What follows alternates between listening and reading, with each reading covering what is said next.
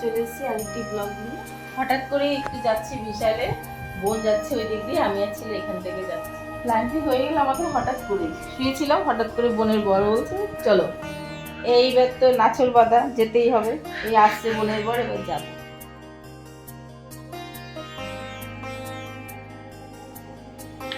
আপনারা দেখতে থাকুন এবং সঙ্গে থাকুন।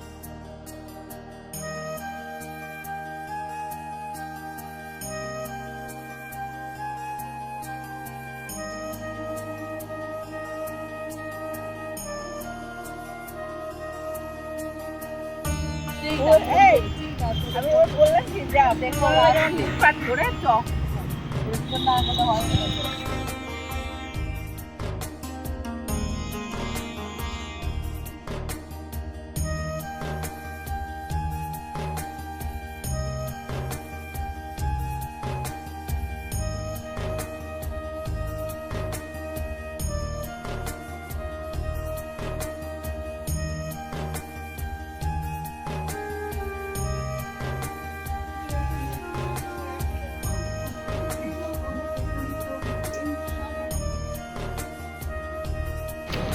শপিং বাজার হয়ে গেছে, এখন একটু চা খাচ্ছি চায়ের দোকানে বসে।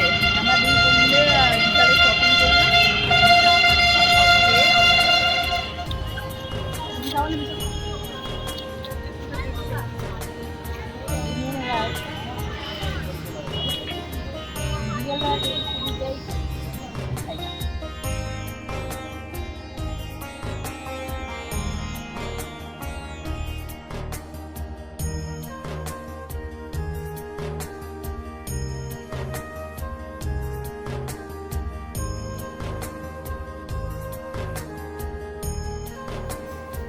শপিং করে চলে আসলাম, ঘরে ঢুকবো এখন।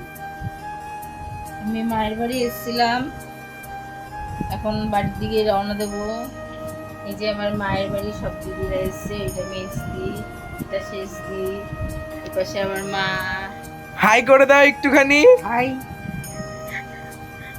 এই যে সবাইকে দেখালাম, এই আমার বাপের বাড়ি সব।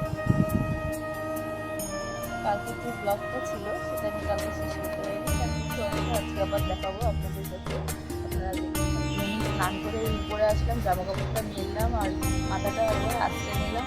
আমি ছাদেই মাথা আশ্রয়, ঘরের রাস্তাতে চুলগুলো উড়ে যায়, যার জন্য আমি ছাদে ছাদে দেখুন অল্প কটা গাছ লাগিয়েছিলাম, তার মধ্যে কটা আবার খুব সুন্দর তাড়াতাড়ি ফুটেছে। আমি তুলি না ফুলগুলো, গাছেই থাকি, ভালো লাগে দেখতে, যার জন্য আমি আলু গাছ হচ্ছে ছেলে লাগিয়েছি। ওটা আলু ছিল, বসিয়েছে, দেখুন কি সুন্দর গাছ, ছোটো গাঁদা ফুল ফুটেছে। গাছটা বেশি বড় হতে পারে। আমার গাছে নীলকণ্ঠ ফুল গাছ, এই গাছটার মধ্যে দুটো গাছ আছে, একটা সাদা একটা নীল। বেশ সুন্দর ফুল ফোটে, এই বড় বড় নীল ফুলগুলো ফোটে, কি ভালো লাগে দেখতে। এতদিন শীতেতে ফুলগুলো ভালো ফুটতে পারেনি, ছোট ছোট হয়ে যেত।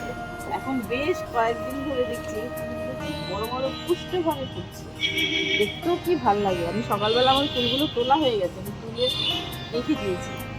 এখন পুজোয় বসবো, আজকে বৃহস্পতিবার, একটু দেরি হয়ে যায়, যার জন্য আমি রান্না বান্না সেরে স্নান করে এই এবার পুজোয় বসবো। আমি আবার বৃহস্পতিবার পাঁচালি করি প্রত্যেক বৃহস্পতিবার, তাই একটু সময় নিয়ে পুজো করতে হবে। এবার আমি নিচে যাচ্ছি, পুজোয় বসবো নিচে গিয়ে।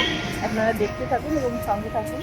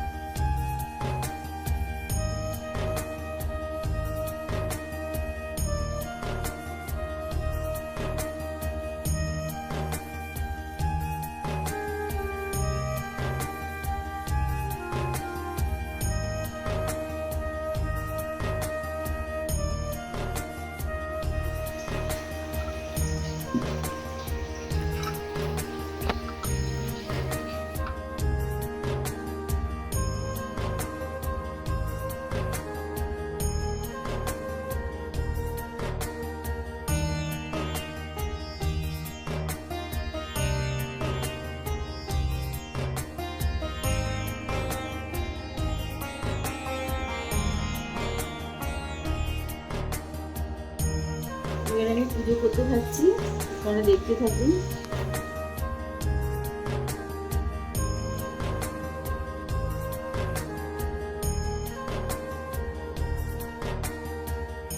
এই যে আমার গাছের নীলকণ্ঠ ফুলগুলো, একটা সাদা একটা নীল, এই আমার তারামার জন্য মালা দিচ্ছি।